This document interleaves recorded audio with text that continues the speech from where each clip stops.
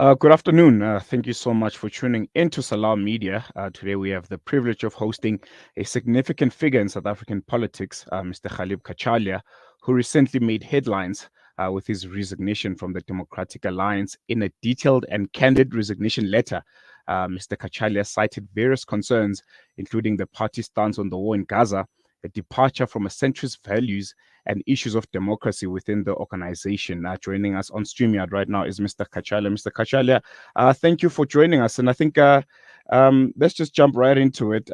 Would we say, the cracks of the matter, the exodus of it, started in November last year when the DA leader, Mr. John Steenhuisen, removed you as shadow cabinet minister?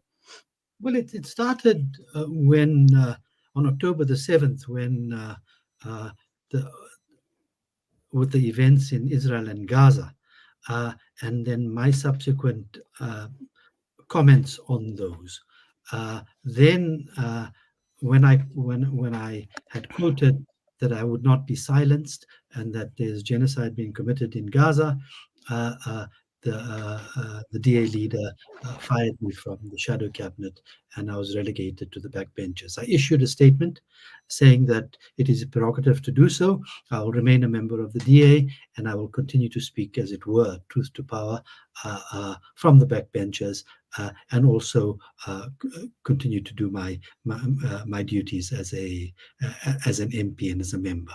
I continue to do that, and then while continuing to do that, and I gave an interview to Newsroom Africa, and that created ructions within the leadership of the DA, John Steenhuisen's leadership, and I was served with a cease and desist order. I was told that I received a letter from the shadow minister for Durko saying that I would be disciplined and I would be red flagged from the elections.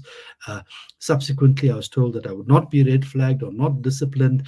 I'd asked for a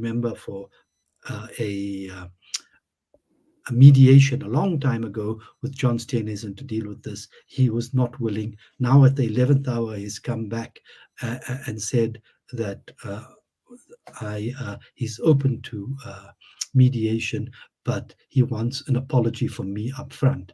Well, afraid he doesn't understand the meaning of the word mediation, if that's his stance.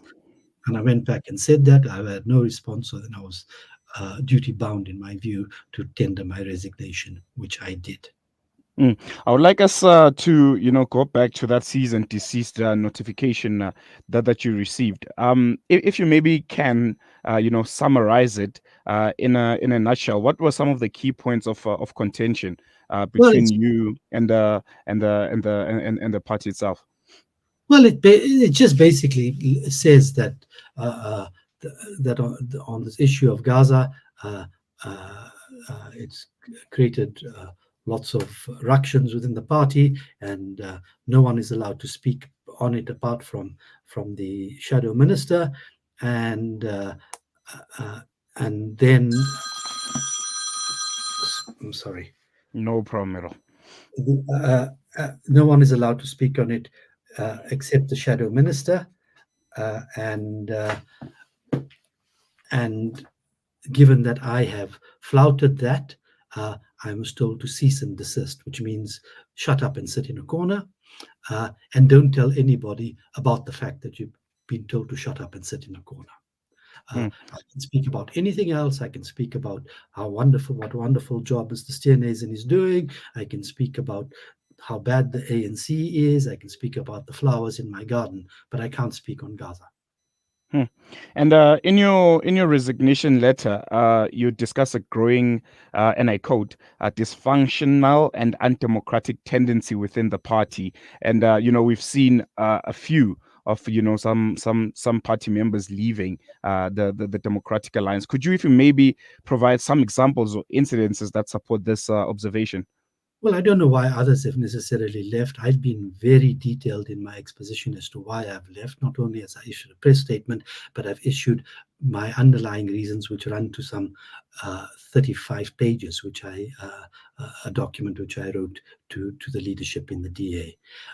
The undemocratic tendencies are evinced by this cease and desist order, by a clampdown on freedom of speech, uh, the putting up of policies in inverted commas that were that purport to be policies when they were not in fact policies, because policies need to be ratified by federal council, tabled and ratified at federal council. These policies were never ratified or tabled, and as such, they are not policies. But nevertheless, they have been used to uh, to portray policies, uh, and to point out where people like myself have supposedly transgressed these policies. Now, in an interview I gave to Newsroom Africa, I uh, I analyzed what I said.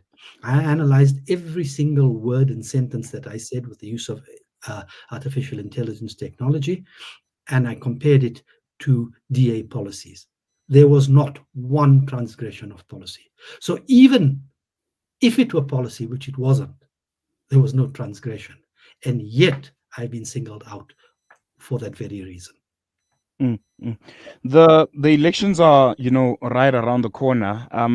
Do you see, the DA stance on the ongoing genocide in Palestine going to be, something that's going to cost the party dearly during the elections? Well, I don't know. There are actions all over the country. We've seen demonstrations. We've seen displeasure in Cape Town. We've seen issues amongst various organizations and people here. I don't know what that amounts to. Uh, the DA can solve this. The DA can solve it. Even Rishi Sunak has asked for a ceasefire. Even Musi Maimani has asked for a ceasefire. It's time the DA asked for a ceasefire. Sometimes you have to eat humble pie and say, we were wrong.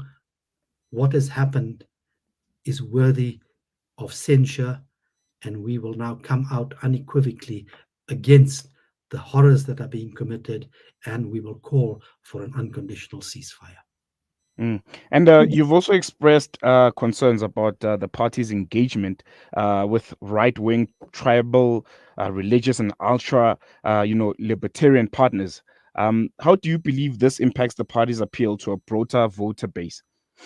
Well, it will appeal to the traditional voter base uh, of the DA in large measure, but it will not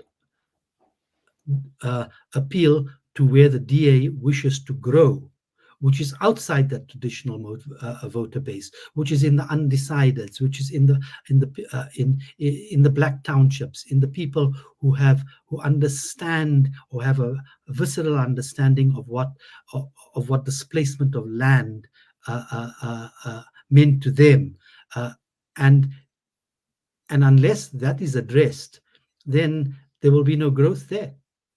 Mm, mm.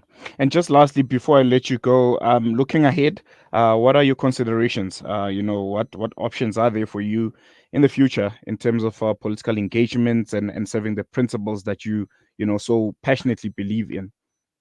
There are a number of options. There are options in the private sector. There are options in self-employment in a consulting capacity. There are options in the political area, both perhaps as an independent candidate, who knows, perhaps with another party, but I'm not sure about that. And there are, uh, or with NGOs, or and the like. I've only just resigned. Of course, I need to understand what I'm doing and how I'm doing it, and that I will do as soon as I'm able to focus on it. All right. Thank you so much, Mr. Cachalia, for giving us your time. And we hope to chat to you soon. I think as soon as you decide what's going to be the next step into your political landscape arena and how you're going to be, maneuvering, in the space. Thank you so much. Really appreciate it. Bye. Goodbye. That was Mr. Ghaleb Cachalia, unpacking the reasons why he left the Democratic Alliance behind, and we also delved into some dynamics within the DA. But the overarching issue there of him resigning as an MP of the Democratic Alliance was the issue and the stance of the Democratic Alliance on Palestine, and them not being vocal and as passionate like everyone else in the country to call for a ceasefire and for Israel to be held accountable for its, all of the atrocities that is currently committing in Palestine. But from me, Salailo, and the rest of the team, thank you so much. And till we meet again, goodbye.